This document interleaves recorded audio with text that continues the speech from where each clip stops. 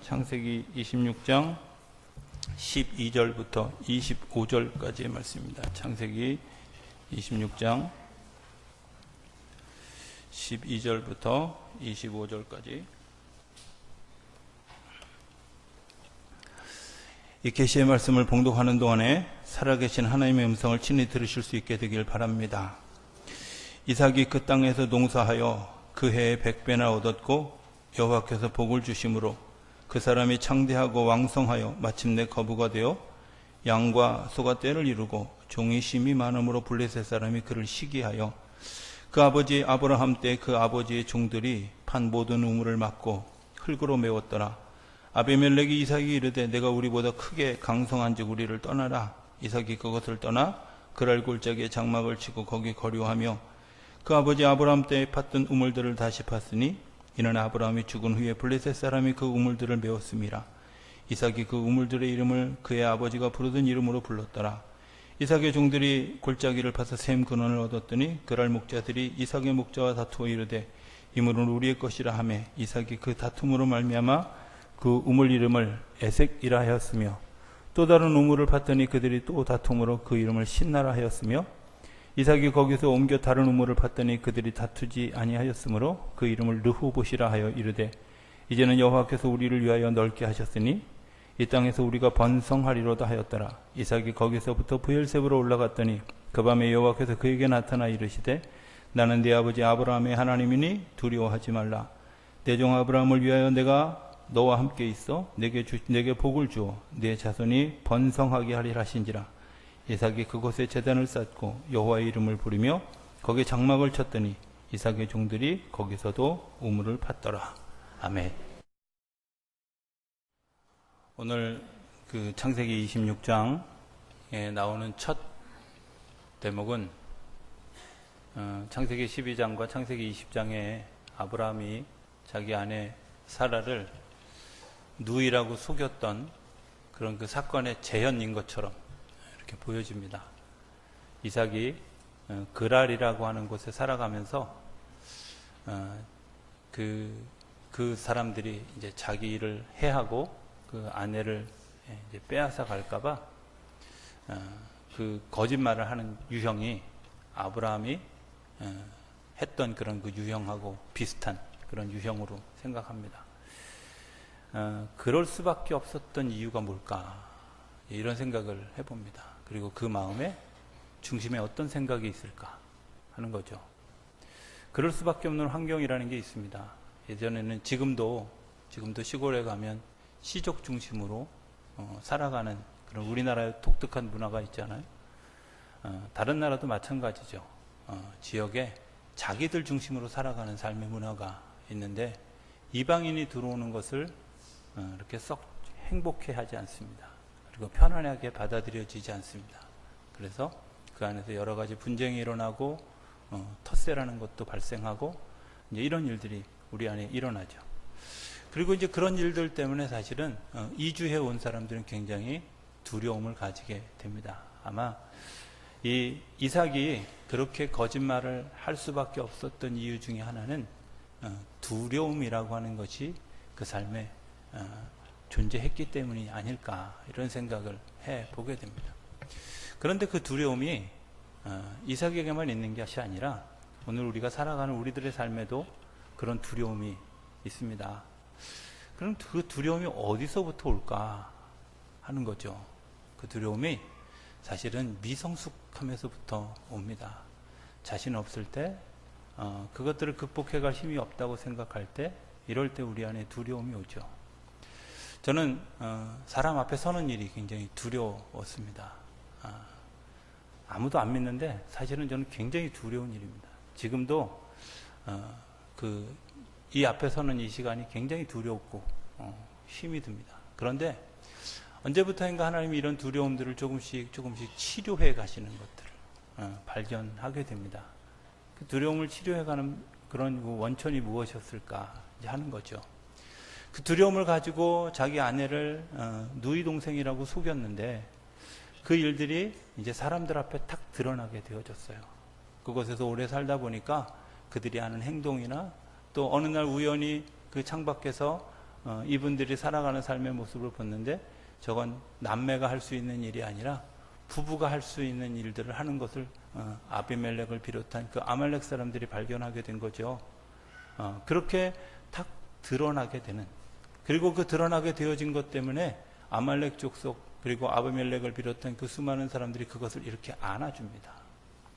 당신이 그렇게 잘못했으니까 나가, 이게 아니라 당신이 이렇게 잘못했으니까 돌에 맞아 죽어야 돼, 뭐 이렇게 얘기한 것이 아니라 오히려 아비멜렉을 비롯한 아말렉 사람들이 그 이삭의 가정들을 지켜주면서 아주 당당하게 뭐라고 얘기하냐면 이 가족을 침범하는 사람들에게는 내가 죽일 것이다.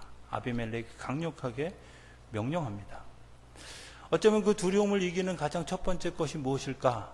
그것은 내가 하나님 앞에 드러났을 때, 하나님 앞에 내가 회개하며 하나님 앞에 내 삶을 드러내어졌을 때 격려해주고 위로해주고 덮어주는 주변에 있는 사람들, 그리고 하나님의 보호하심이 그 안에 있어야 한다는 겁니다. 우리의 이웃이 왜 필요할까? 그 이웃은 우리와 더불어 살아가는 사람들입니다. 왜 필요할까? 그들은 때로 우리에게 힘을 들게도 하고 어렵게도 하는 사람이지만 정말 내가 어려울 때 나를 덮어주고 나를 격려해주고 나를 세워주고 나와 함께 하도록 하나님이 우리에게 보내주신 우리의 이웃들이라는 사실을 기억할 수 있게 되기를 바랍니다. 왜냐하면 내 허물이 드러났을 때, 창피해서 견딜 수 없을 때, 그때 나를 돕는 손길들이 그 안에 있었다는 거예요. 그런데 또 놀라운 것은 그렇게 사람들만의 일로 이루어진 것이 아니라 그 안에 하나님의 역사가 일어나는 것을 오늘 12절에서 보게 됩니다. 12절에 보면 한번 그 본문을 좀 띄워.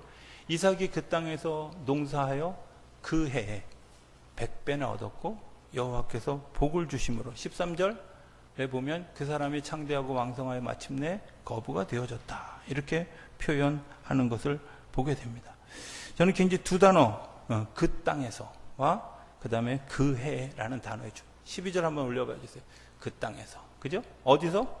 그랄이라고 하는 그 땅에서 농사하고 그 해에 100배나 얻었다. 사람들이 이제 제가 이렇게 설명하면 놀랄지도 모릅니다. 저는 이혼해도 된다고 생각하는 사람입니다. 그런데 언제 이혼하느냐가 중요합니다.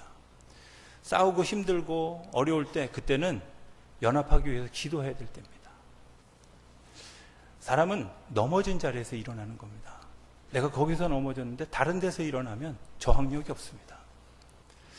그 자리에서 내가 넘어졌을 때 그 자리에서 내가 일어나는 겁니다. 내가 거기서 드러났죠? 그러면 그것을 극복하고 일어나는 겁니다. 그게 그 땅에서입니다. 그럼 언제 헤어져야 되냐? 죽고 못 살 때 헤어지는 겁니다. 너무 사랑해서 도저히 이 사람하고 살 수 없어, 이럴 때 헤어지는 겁니다.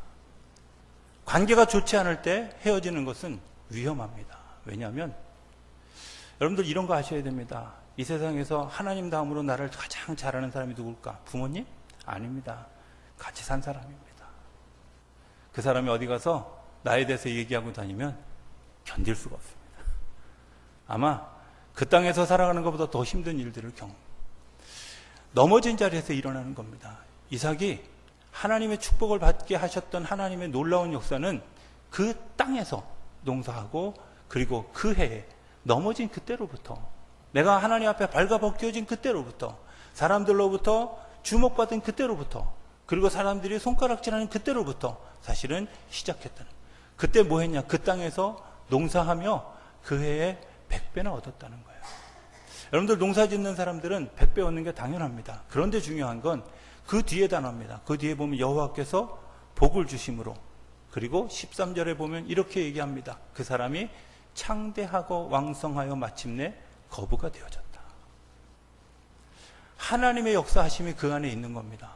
우리가 그 땅에서 일어나는 거, 그 해에 일어나는 거, 그것은 내가 일상을 최선을 다해서 살아가는 그때에 하나님의 복을 주시는 역사가 그 안에 일어날 때 하나님이 우리를 세우시고 우리를 건강하게 하시고 우리를 축복된 존재로 세워가는 것인 줄로 믿습니다.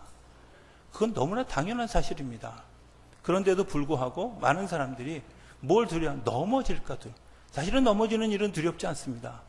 저는 이렇게 생각합니다. 방향이 맞다고 하면 넘어지는 건 언제든지 다시 일어나도 괜찮습니다. 그러나 방향이 틀리다고 하면 온전히 그 길을 걸어가도 결코 성공할 수 없습니다.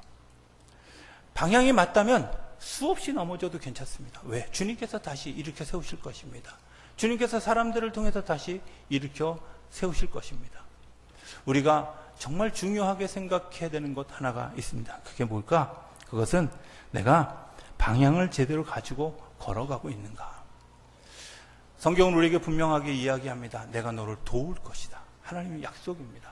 내가 사람들을 통해서 너를 도울 것이다. 내가 천사들을 동원해서 너를 도울 것이다. 내가 성령의 능력으로 너희를 도울 것이다. 약속해 주시는 겁니다. 어쩌면 우리 이런 생각을 제가 이 주간에 기도하는 기도 주간에 기도하면서 이런 생각을 하게 되어졌습니다. 그냥 제가 읽겠습니다. 그냥 제가 정리해 놓은 문장이기 때문에 사단이 정반대는 하나님이다. 사단은 우리를 낙심하게 하지만 하나님은 우리를 고무시켜 주시는 분이다.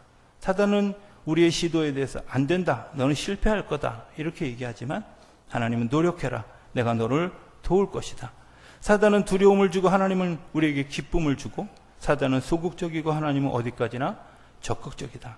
하나님 우리를 질책하실 때에는 건설을 위해서 하시는 것이며 사단이 우리를 지켜 세울 때는 속으로는 우리의 파멸을 꾀하는 것이다.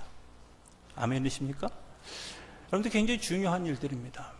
우리가 가지 못하고 머물러 있고 넘어져 있고 그리고 여전히 두려움 가운데 있고 시기함 가운데 우리의 삶을 살아가고 있다고 하는 것은 사단이 우리의 마음을 힘들고 우리를 잡아 끌고 그리고 우리를 넘어지게 하는 겁니다. 하나님을 바라보는 사람은 어떤 일들이냐? 내가 그 해에 그 땅에서 하나님이 하시는 일을 기대하고 농사를 짓는 겁니다.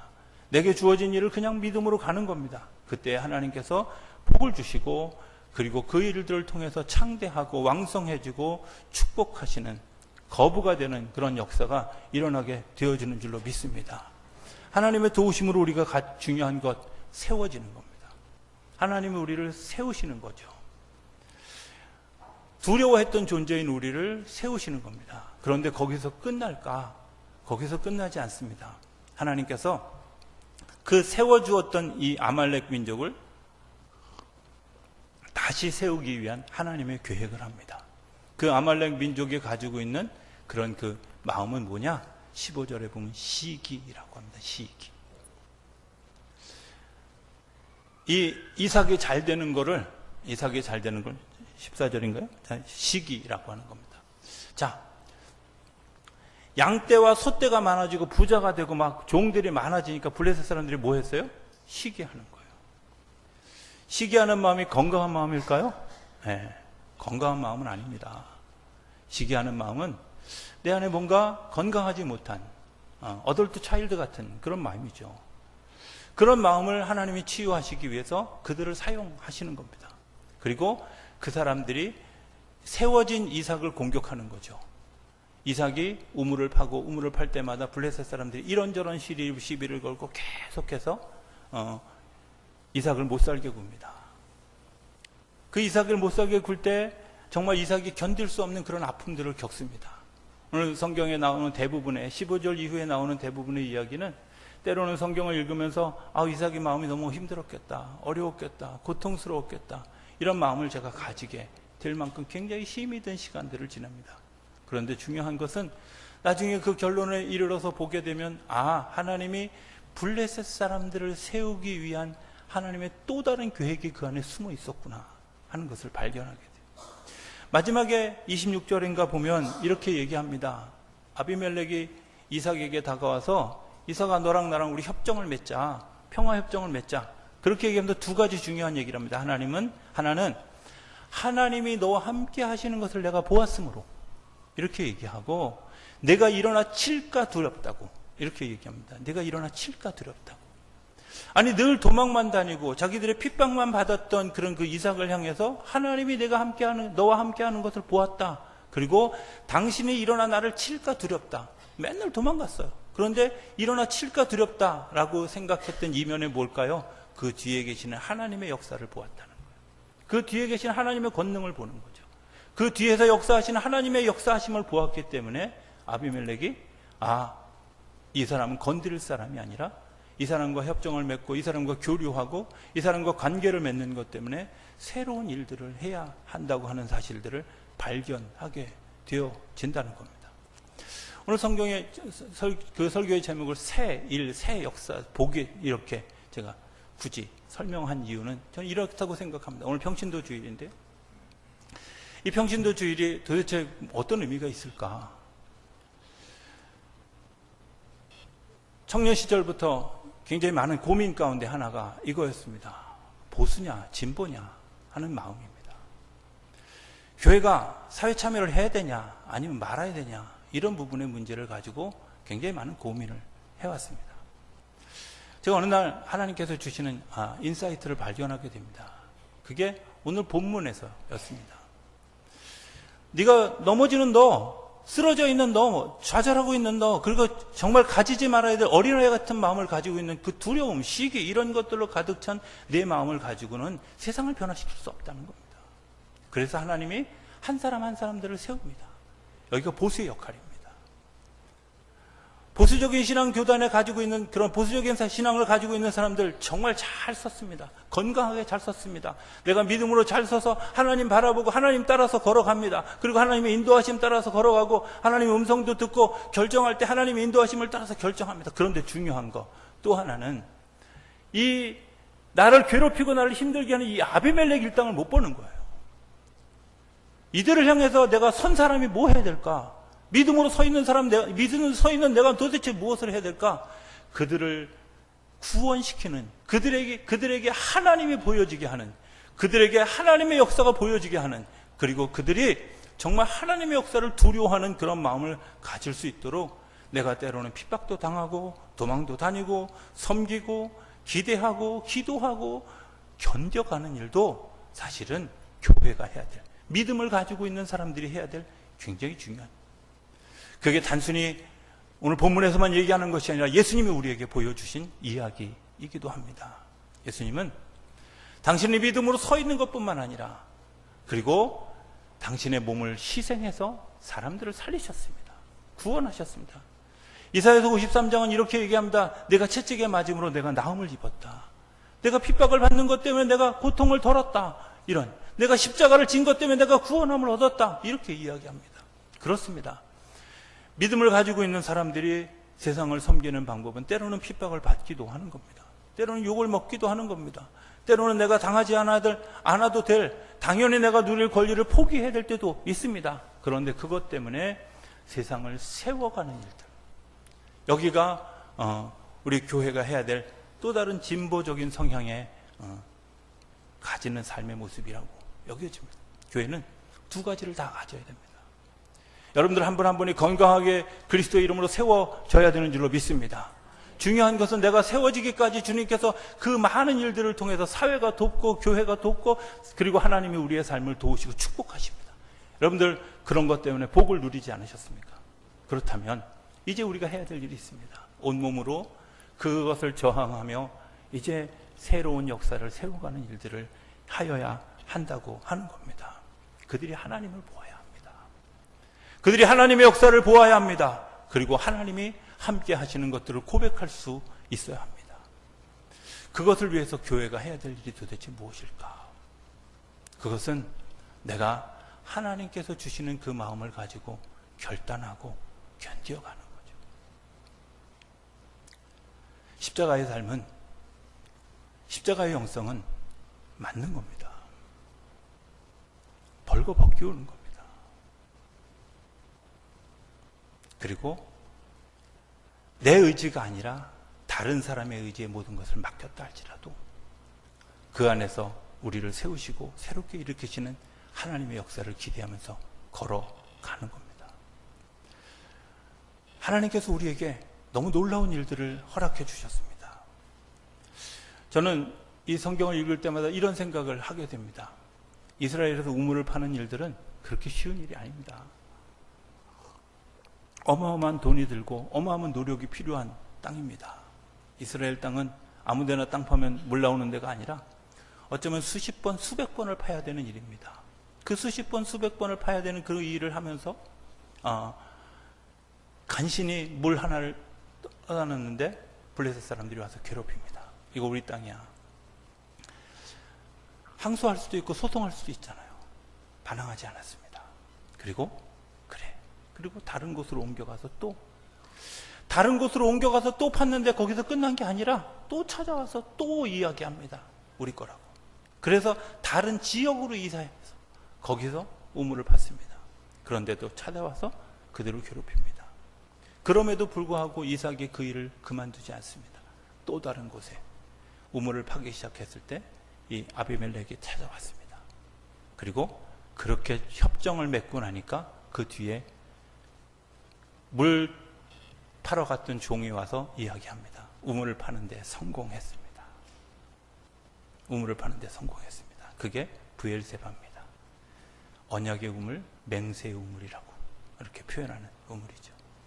저는 우리 교회에 그런 그 언약의 브엘세바와 같은 그런 축복을 하나님이 허락하실 줄로 믿습니다.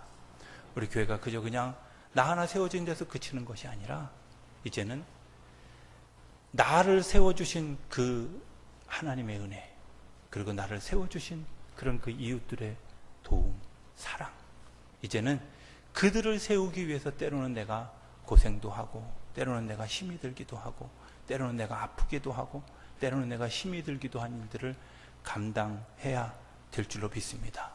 하나님이 그 일에 힘을 더해 주실 줄로 믿습니다. 그리고 그 일들을 통해 하나님의 거룩한 역사들이 우리를 통해 일어나게 될 줄로 믿습니다. 오늘 또 성령 강림 주일이기도 합니다. 이 성령 강림 주일에 우리가 뭘 기대해야 될까? 성령께서 우리에게 주시는 또 다른 은혜가 있습니다. 그것은 제자들을 움직였습니다.